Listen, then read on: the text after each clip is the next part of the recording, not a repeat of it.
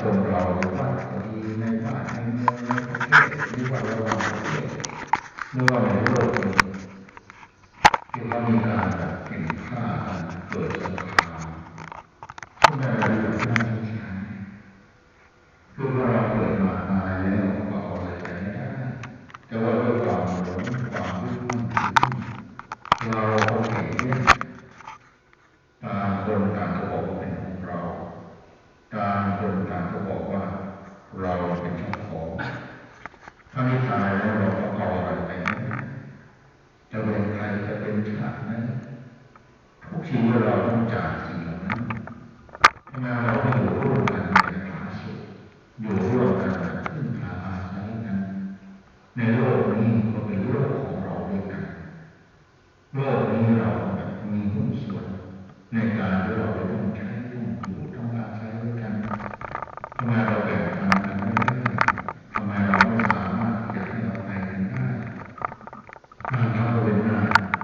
เป็นอะไรที่น่ามาเกิดสงครามที่มีวันโลกเทวคนที่แบบนี้เขาไม่ได้โกรธไม่เกลียดไม่ว่าเหมือนกับเป็นศัตรูอะไรนะก็ว่าโกรธผู้บังคับบัญชา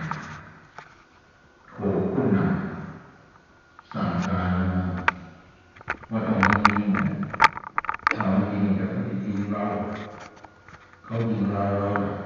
เกิดความตายเกิดอะไรเดือดร้อนเราต้องแก้แค้นเราต้องเอาคืนเราได้ยินการโกรธแบบโอ้เป็นอะไรโลกเล็กเด็กแดงวิ่งรั่วแบบตัว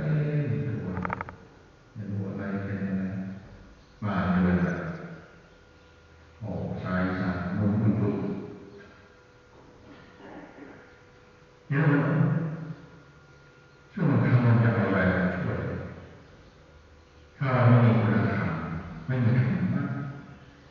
ไม่มีสิ่งที่เราจะเรียกว่าความเมตตาการให้อภัยถ้าที่ว่ามีแต่ละที่ถ้าที่แต่ละที่แต่ละศาส